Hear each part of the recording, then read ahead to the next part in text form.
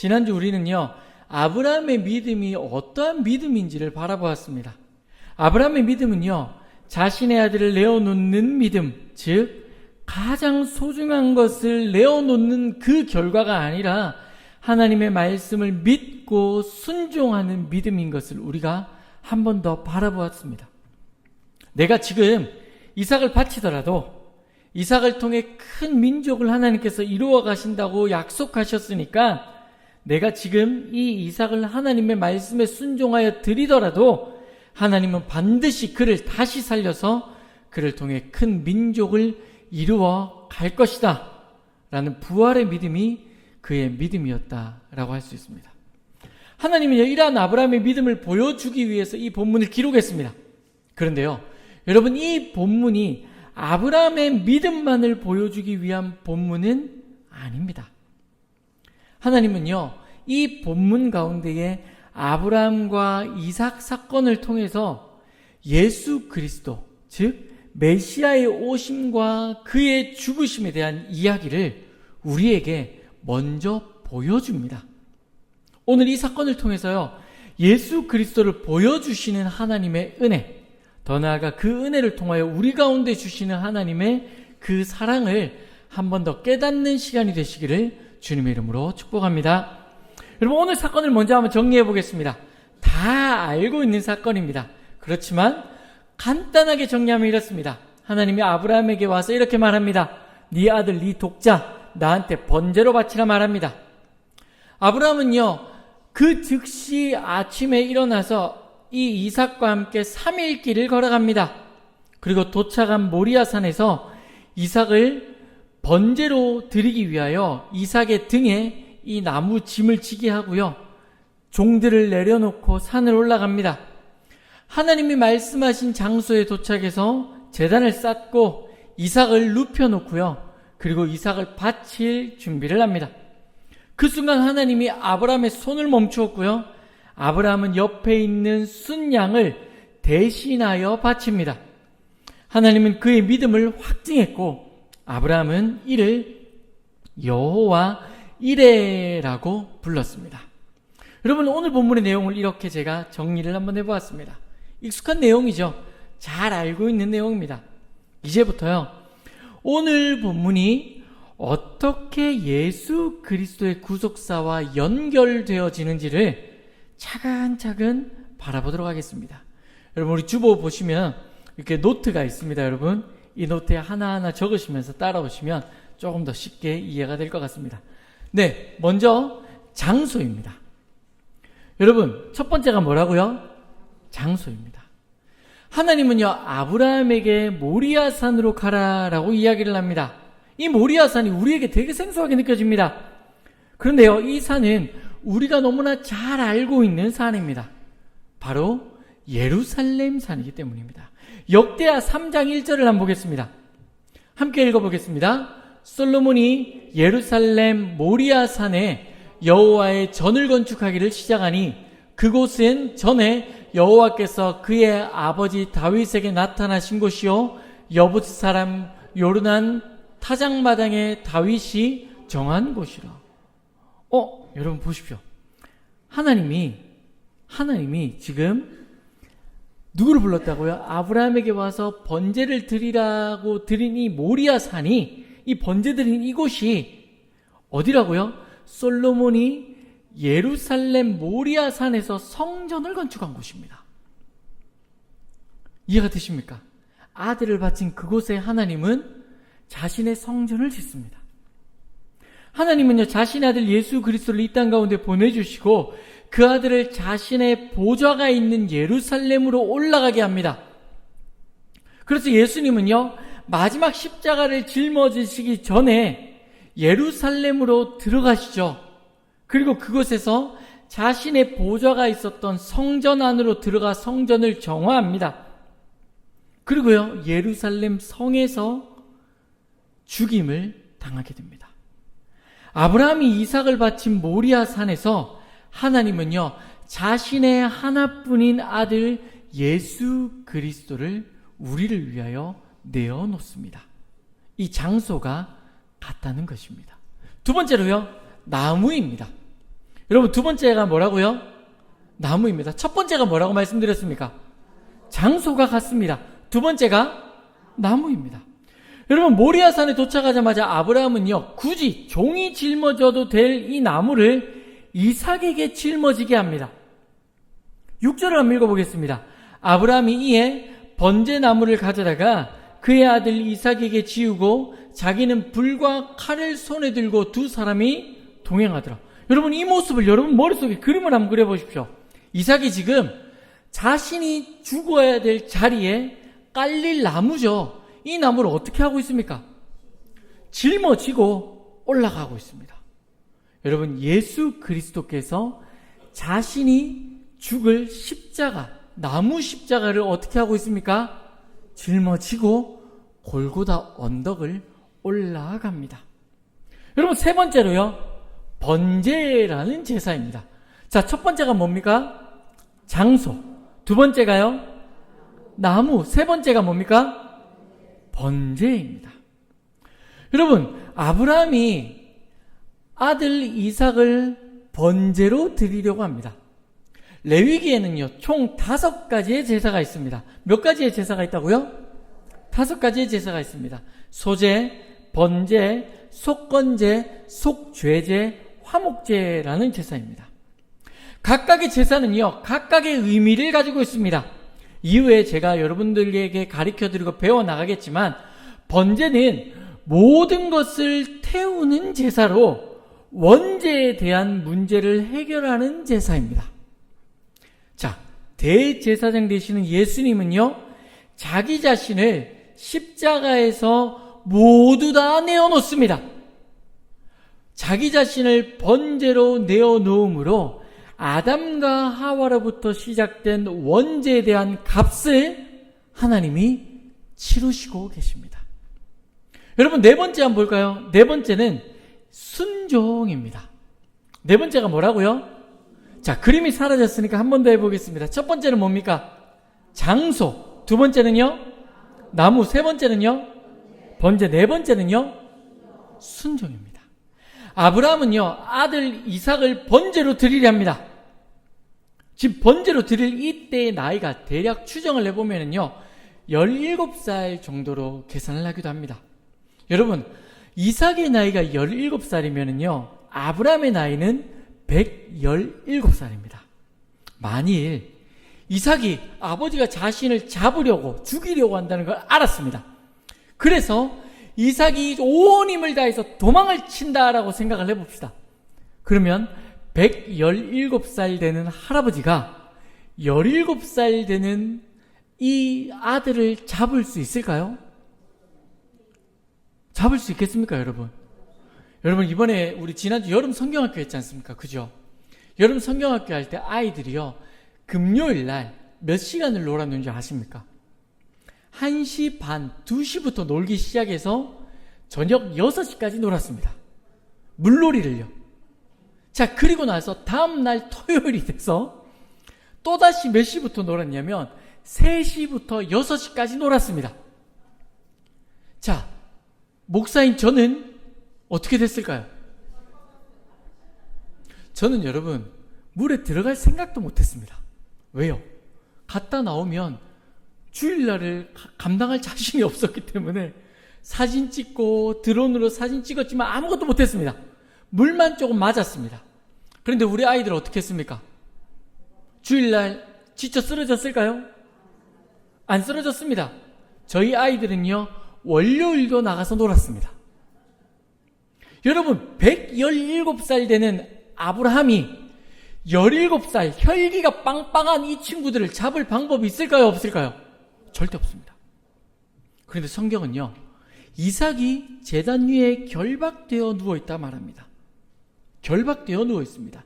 양들을 잡을 때요, 양의 발을 묶습니다. 양이 움직이지 못하게 합니다. 그러면 하나님께서 양을 잡는 모습으로 이삭을 잡으려 했다면, 아브라함이 이삭을 잡으려 했다면 이삭의 손과 발은 모두 다 결박되었을 가능성이 높습니다. 그죠? 그러면 이삭이 도망치지 않은 것은 강제가 아니었다는 말이 됩니다. 즉 이삭은요, 아버지가 아버지가 자신을 결박하는 그 순간에도 아버지의 말씀에 순종하여 스스로 죽음의 자리까지 내려갑니다.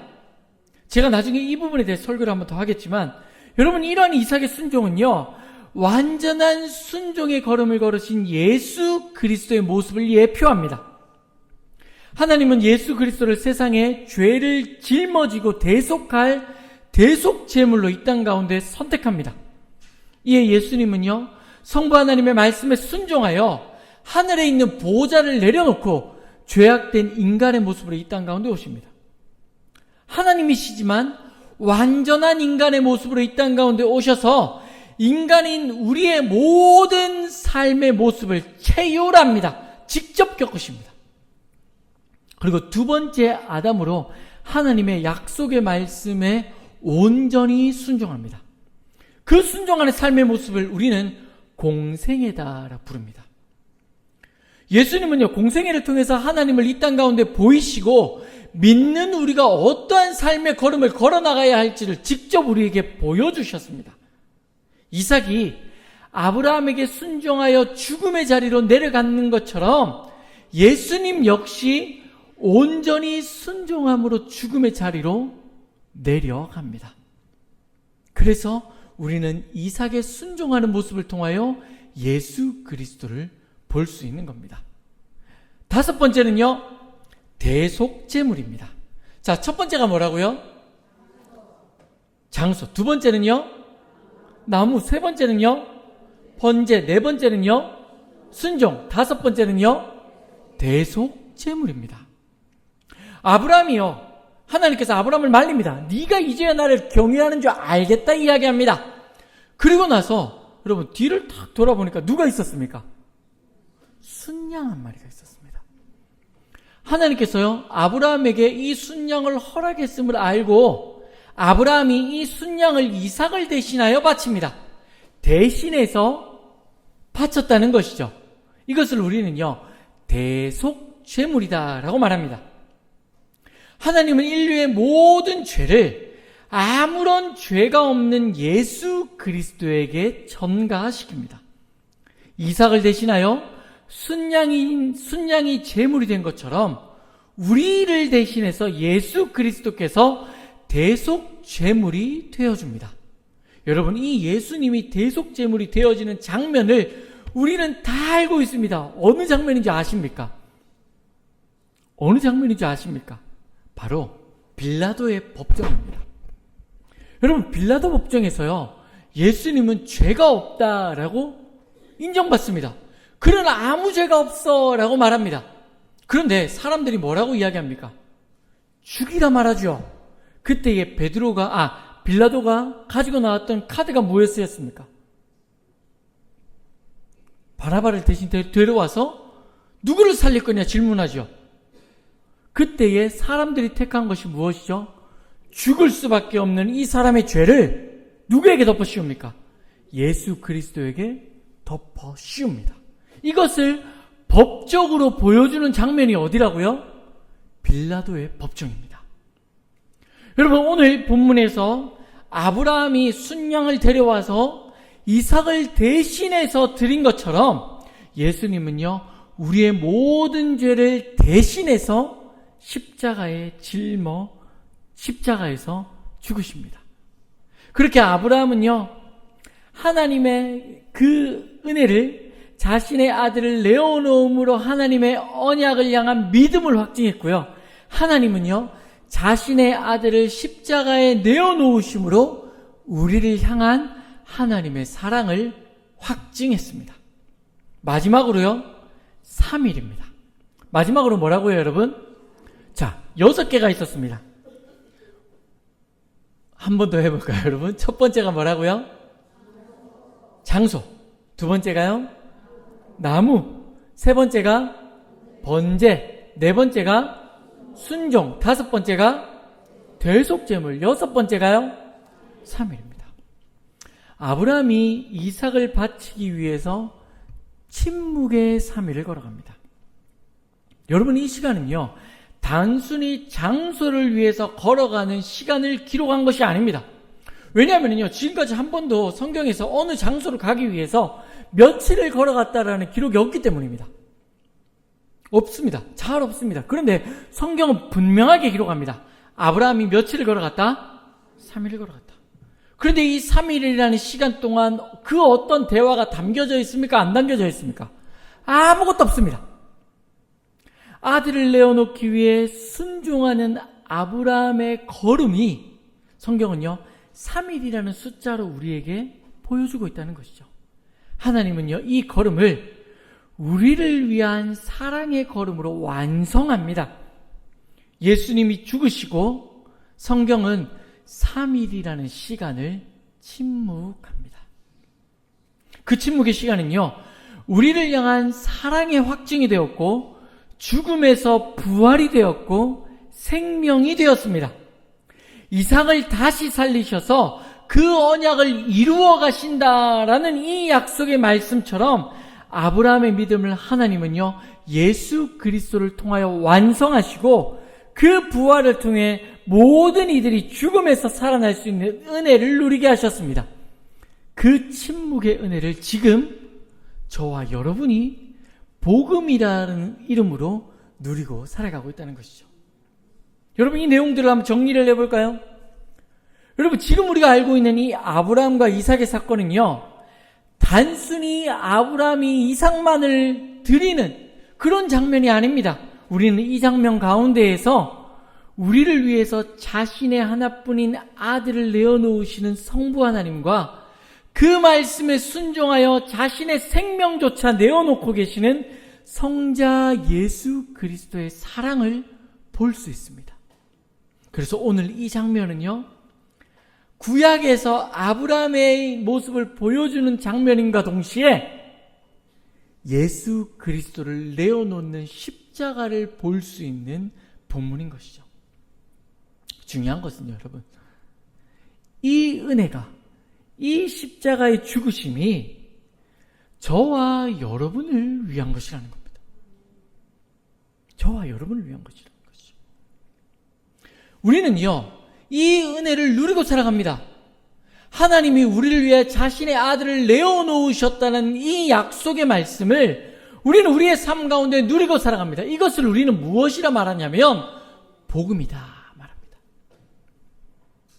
아들을 내어놓는 그 사랑을 통하여 얻어낸 복음을 우리가 누리고 살아가는 것이죠.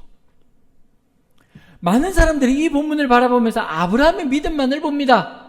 하나님을 위해서 아브라함이 자신의 아들조차 아끼지 않았다라고 말합니다. 그리고 아브라함의 모습만 바라보고 거기에 집중합니다. 하지만 성경은요, 아브라함의 믿음을 확증함과 동시에 우리를 향하신 하나님의 사랑을 이 본문을 통하여 또다시 보여주고 있습니다. 성부 하나님은요, 자신의 하나뿐인 아들을 우리를 위하여 내어놓는 모습을 보여주고 있으며 그 가운데에 성자 예수 그리스도께서 순종함으로 십자가에 내어놓는 모습을 또한 우리에게 보게 합니다. 문제는요, 그렇게 주인공된 우리가 예수 그리스도와 하나님과 원수가 되었다는 것입니다. 여러분, 원수를 위해서 자신의 하나뿐인 아들을 내어놓는 사람이 존재할까요? 저는 없다고 봅니다. 저 역시도 자신 없습니다. 여러분, 저의 원수를 위해서 제가 사랑하는 아들들을 내어놓을 수 있다고요? 불가능합니다, 여러분. 그런데 성부 하나님은요, 자신의 하나뿐인 아들을 원수된 저와 여러분을 위해서 내어놓으셨습니다. 자신의 아들을 인간의 모습으로 이 땅 가운데 보내주셨고요, 저주받는 자리, 그 저주의 나무, 저주의 십자가에 이 자신의 아들을 매달아 놓습니다. 성자 예수님은 어떠하겠습니까? 우리를 위해서 하늘 보좌를 버리고 이 땅 가운데 오셨습니다. 자신의 원수된 이들과 먹고 마시고 자신을 죽이려 하는 이들을 고쳐줍니다. 3년이라는 시간 동안 누구보다 사랑했던 제자들의 손에 팔려갑니다. 아무런 죄를 짓지 않았지만 채찍질 당합니다. 그리고 모든 이들의 죄를 짊어집니다.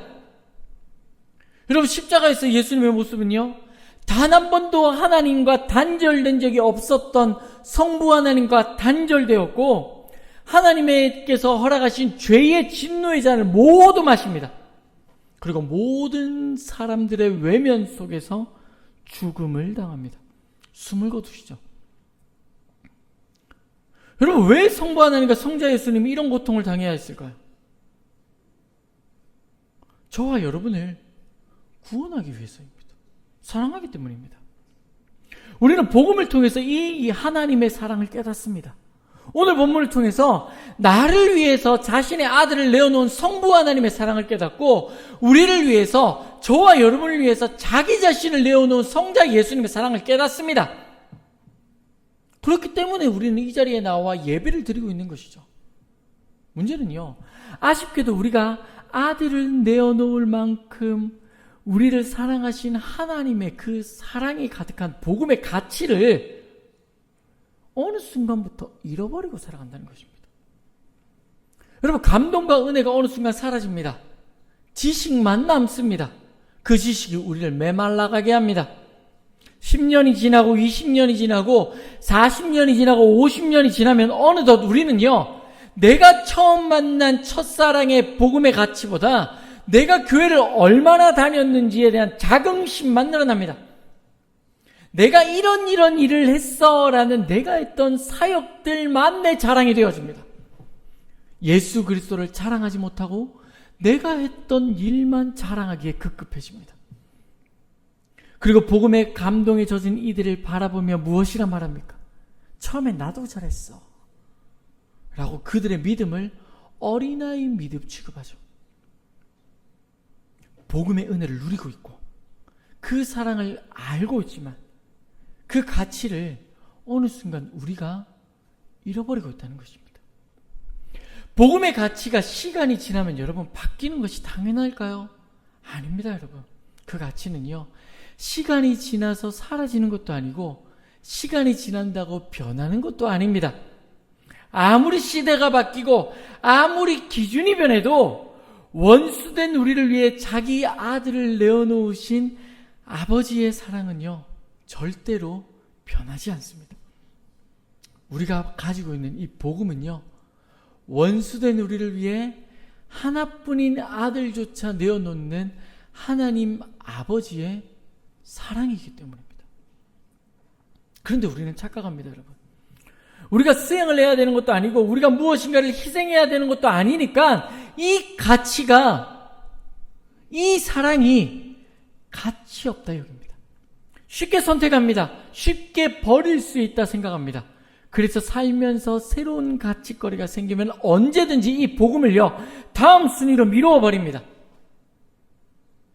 그러니 우리가 가진 이 복음이 힘이 없습니다. 여러분, 중국에 가면 짝퉁이 많습니다. 똑같이 생겼습니다. 구분이 잘 안 됩니다. 그리고요, 인증서도 줍니다. 인증서 줍니다, 여러분. 진짜입니다. 짝퉁으로 만들어 놓고 뭘 준다고요? 인증서를 줍니다. 근데 이것도 뭡니까? 이것도 가짜입니다. 여러분, 짝퉁 명품을 좌판해서 파는 사람들은요, 이것이 가짜라는 것을 압니다. 그러니까요, 이것을 팔기 위해서 어떻게 합니까? 가격을 후려칩니다. 여러분, 우리가 생각하는, 우리가 가진 복음을 우리가 이렇게 생각하고 있는 것은 아닌지 돌아봐야 합니다. 짝퉁 명품을 좌판 떠리로 팔아넘기는 사람처럼 스스로 이 복음이 가치 없다라고 여기고 있다면 이 복음은요, 우리의 삶에서 절대 능력으로 나타날 수 없습니다. 하지만 복음은 우리가 가치를 판단할 수 없기 때문에 선물로 주어진 것임을 여러분 아셔야 합니다. 내가 가치가 없다라고 여긴다고 가치가 없어지는 것이 아니라 존재 자체로 이미 스스로 가치 있는 보물이라는 겁니다. 창조주 하나님의 희생으로 만들어진 가치를요, 세상이 그 어떤 것으로도 비교할 수 없습니다. 대신할 수 없습니다. 그렇기 때문에 우리는요, 우리에게 값없이 주어진 복음의 가치를 회복할 필요가 있습니다. 내가 판단하고 내가 결정하는 가치가 아니라 이미 결정되어져서 주어진 가치를 내가 다시 바르게 깨달아야 한다는 것이죠. 이것이 회복입니다. 여러분, 우리에게 주어진 복음의 가치를 바르게 깨닫게 될 때 우리가 가볍게 여기는 복음은요, 아들을 내어놓는 무거운 아버지의 사랑이 될 것입니다. 원수된 우리를 위해 죽기까지 순종한 예수 그리스도의 사랑이 되어진다는 것이죠. 그리고 시간이 지나면 흐려지는 그런 노트의 글씨가 아니라 부모님의 빈자리와 같이 시간이 지나면 지날수록 더욱더 선명해지는 가치로 우리 가운데에 다가올 것입니다. 이러한 복음의 가치가 지식을 넘어 우리의 삶에서 열매 맺어질 때, 우리가 그 복음을 우리의 삶으로 살아낼 때 비로소 복음은요, 가치 없는 짝퉁이 아니라 시간이 지나면 지날수록 더욱더 가치가 올라가는 명품이 되어질 것입니다. 아들을 내어놓는 성부 아버지의 사랑이 복음입니다, 여러분. 죽기까지 순종한 성자 예수님의 사랑이 우리가 가지고 있는 복음입니다. 모든 순간 저와 여러분과 동행하고 계시는 성령 하나님의 그 사랑이 바로 복음입니다. 여러분, 이 복음의 가치를 회복하시길 바랍니다. 말씀을 정리하겠습니다. 하나님은요, 죄인된 우리를 위해서 자신의 아들을 내어놓았습니다. 그리고 그 사랑을 복음이라는 선물로 우리에게 주셨습니다. 값없이 가졌다고 가치 없는 것이 아닙니다. 아무것도 하지 않는다고 그 가치가 사라지는 것도 아닙니다. 우리가 가진 복음은요, 그 자체로 이미 하나님의 능력입니다. 나를 위해 자기 자신의 아들을 내어놓으신 성부 하나님의 사랑을 기억하고, 죽기까지 순종한 성자 예수님의 사랑을 기억하고, 지금 이 순간도 우리와 동행하시는 성령 하나님의 사랑을 기억할 때 우리가 선물로 받은 이 복음은요, 우리의 입술을 통해서 외롭고 힘들고 두려움에 사로잡힌 이들에게 아들을 내어놓는 아버지의 사랑을 전하는 능력의 도구가 되어질 것입니다. 이러한 복음의 능력을 회복함으로 저와 여러분의 입술에 하나님의 복음의 능력이 충만하기를 주님의 이름으로 축복합니다.